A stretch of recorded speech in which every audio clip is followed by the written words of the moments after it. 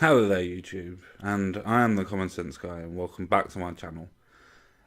Today, we're going to actually be talking about the House of Lords and the actual vote that they decided to go on. Second of all, I've got an email come through from a petition website where you sign up to do petitions and things like that and try and help the country. And yeah, I'm going to go through what they've actually sent me and what they tried to push forward onto me. And I just want to see if this actually transfers into other people's experiences. Now, obviously, I'm not trying to say that people in general are pushing this, but it seems kind of weird that people that have signed up to petitions are now getting these types of emails coming through saying sign a petition. So let's actually get into the actual video, shall we?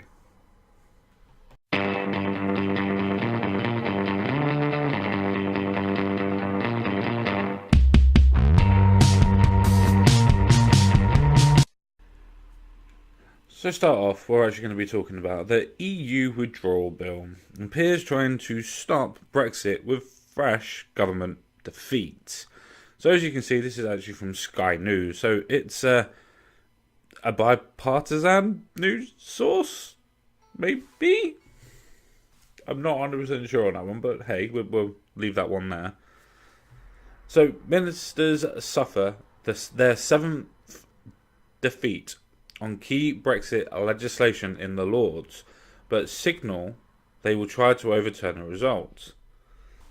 So, the government has accused the House of Lords of seeking to give Parliament a chance to stop the UK leaving the EU altogether after peers inflicted yet another defeat on key Brexit legislation. Which is actually true, because they're actually stopping the whole idea and forcing the idea of a customs union or a single market upon us. Not the idea of making our own customs union or single market, which is what the Conservatives actually want to do, whether you believe in that or not, but that's what they're actually trying to do at this moment in time. The House of Lords have actually tried to step in and actually force the government in itself to actually stay with the customs union or stay with the single market, which in turn would actually keep us in the EU, because by definition it means that we have to abide by the laws and regulations set by the EU, which means that we would be regulated by the EU. So when people say that, oh, we're only leaving by name, that it would be absolutely correct in this instance, if this was to happen. In the latest of a series of amendments peers have made to the EU withdrawal bill, the House of Lords has supported giving Parliament the power to shape the Brexit process, including if MPs reject the outcome of the government's negotiations with Brussels. Again, I just have one point on this. If you actually disagree with the deal that has been put into process and the deal that's actually been struck between the EU and the UK, so to speak, then does that mean that you are actually in the process of actually stopping the deal in itself, no matter what the deal would be? Let's say, for instance, we do get a bad deal, for instance, in the eyes of the Remainers, which could be anything. Let's just say, for instance, that we do have a bad deal. Let's just say that it's a really bad deal, and everybody votes to not take the deal. Because we've issued Article 50, and because we've triggered it, that means that we'll be leaving without any other processes that have been put into place. So if we don't have a deal, we would still be leaving, because the deal is a separate issue to Article 50 by law. They're separate. So we will still be leaving. So when people tell you that if we don't have a deal, that we won't be leaving, that's not true. Because Article 50 is completely a different idea, different section of law, different section that's been triggered by Parliament, completely different to the deal that will be made. All you're going to do is scupper the deal in itself and probably force us to go to World Trade Organization rules. Now, for me, I'm not that bothered about that, because I think that we would be alright at it. But it's the process that some people would think that's a very bad thing, and we wouldn't be able to implement our own trade deals, and we wouldn't be able to dictate, so to speak, what our negotiations would be, and would be put on the back foot to begin with. but would still be the leaders of our own fate, so to speak. So, in turn, I'm happy for the trade out, to be honest. But it's a case for those Remainers that are pushing for this, we need to vote on the deal. It's a case of, do you actually know what you're pushing for? Do you actually understand that if you stop the deal, you're not stopping Brexit?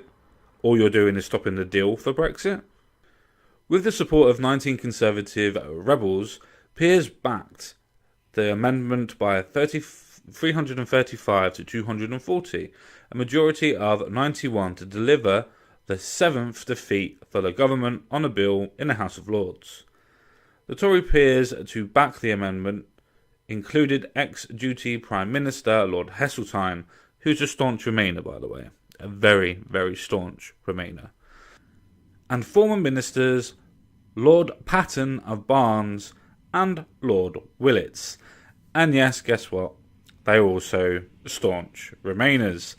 There's almost like a conspiracy here, isn't there? However, Brexit Minister Steve Baker signalled the government will attempt to overturn the amendment with the EU withdrawal bill returns to the House of Commons.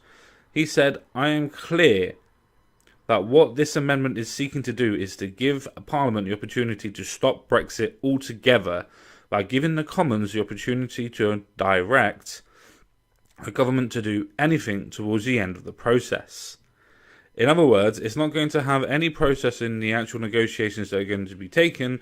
All it's going to do is say that we don't like the deal that you have done, simply because we don't like the deal that you've done and we don't want to leave in that instance, and we're actually going to stop you from doing it.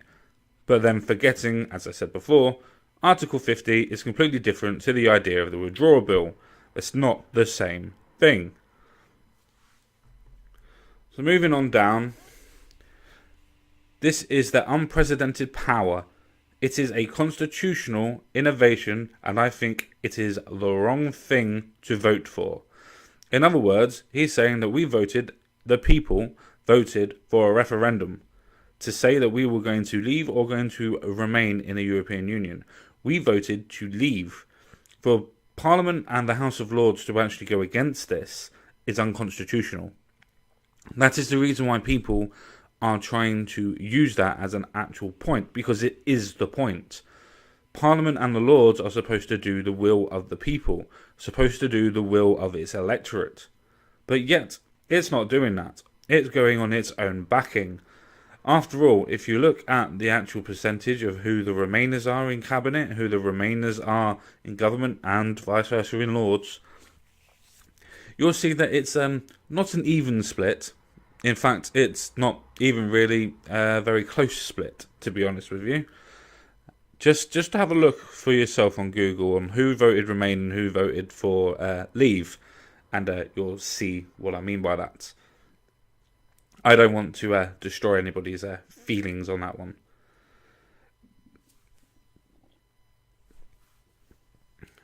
But that's the point, isn't it? That's the point that I'm trying to make. The fact that the country in itself is actually being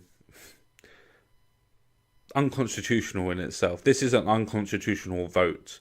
The fact that it's going to say that we need Parliament to have a final vote, when in fact government was already in charge. It's a case of, let's take this out of the context of Brexit, for instance. If a government after Brexit that actually happened, for instance, or we weren't in the European Union for itself, for instance, if this was actually happening and we were making our own trade deals, this would mean that Parliament, after we have made a trade deal, say for instance with Iceland for whatever reason, or New Zealand for the meat or butter or whatever, we would have to have a vote on Parliament whether we agree with those trade deals. There is no Parliament or government in the world that does that. There is no government or Parliament in the world that does that. They let government decide what actually is going on. They let the elected government decide what the trade deals are and what they're going to be trading with and how that's going to be happening and everything else like that. There is no government in the world that does it the way where we're going to vote on the trade deals. Doesn't happen. Please correct me if I'm wrong. I will be waiting for it.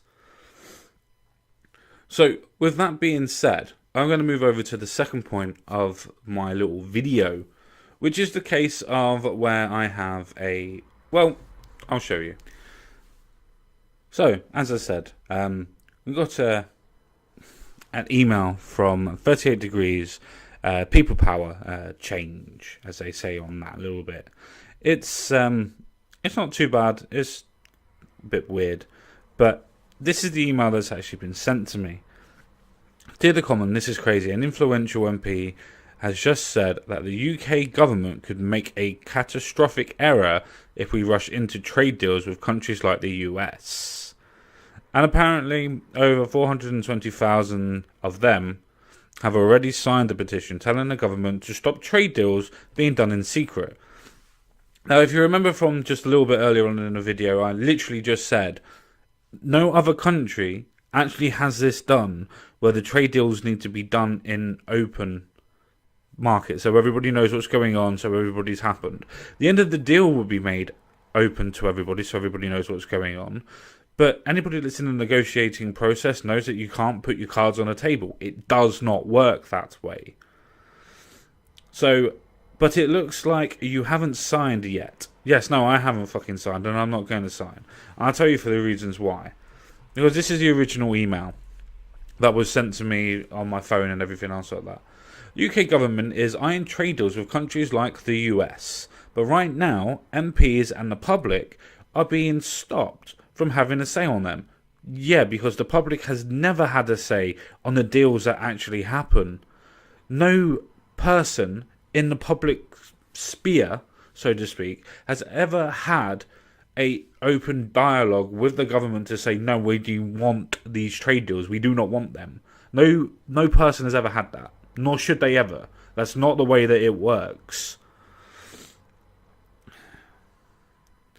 Deals like these could change the way the UK works, for the better or for the worse. However, we voted in the Brexit referendum.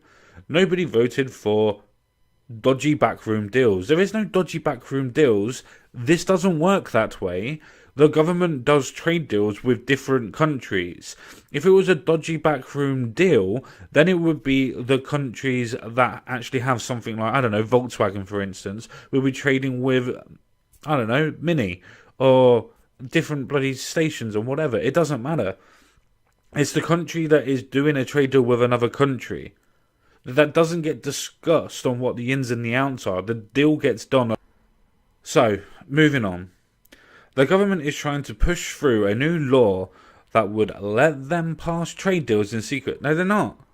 The trade deals are not done in secret. They're done in openness with the actual other countries. Where are your logic? Where is the logic with these people? Do they not understand where actual fucking trade deals come from? Do they think that it's honestly done in so open that everybody puts their cards on the table to show what they haven't got and what they have got? Do you honestly believe that's the way that countries are run? Do you honestly think that's the way businesses are run? Would you do that if you were trying to negotiate with somebody for something? That you would put your... Say you're going to buy a car. You'd look around the car, you would look around and you would find out all the faults that you could see to try and knock the price down. The same concept applies when you are still trying to do this with trade deals. It's still the same thing. So if big corporations or Donald Trump, that'd be the reason why you're so pissed off then, demanded that we rip up our food safety or environmental regulation, there would be nothing MPs or the public could do to stop it. No. Do you know the reasons why that wouldn't happen? It's because, one, food is done by actual proper ministers, so the trade deal can't actually go against anything that's actually set already in stone. Safety or environmental regulations is also done by another minister and also done by a whole department, which means that it wouldn't actually be done that way. They wouldn't change all of our laws just to do a trade deal. It doesn't work that way. The way that they can do it is they can say that they put in chlorinated chicken, for instance, because that's what this is about. The fact that it will then be put onto the shelf as American chlorinated chicken. We don't have to stop our processes. We don't have to stop our laws to be able to do that. That doesn't work. I don't understand why these people are so fucking stupid. We need to act fast. The government is pushing through the law right now. A huge public outcry could convince them to make sure the public and the MPs have a say on trade deals that will affect our country for years to come. Every extra signature shows them voters won't let important trade deals be done in secret.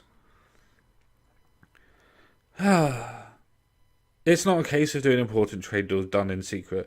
All this is done is just prove your ignorance. All this has done has just proved the fact that you have no idea what's actually going on. You have no idea, Remainers, how the actual country is supposed to be run, how trade deals are actually struck up, for instance, how deals in general are struck up. You're so elitist and don't even understand what's actually going on in the world that you don't even actually understand how trade deals work. How sad is that?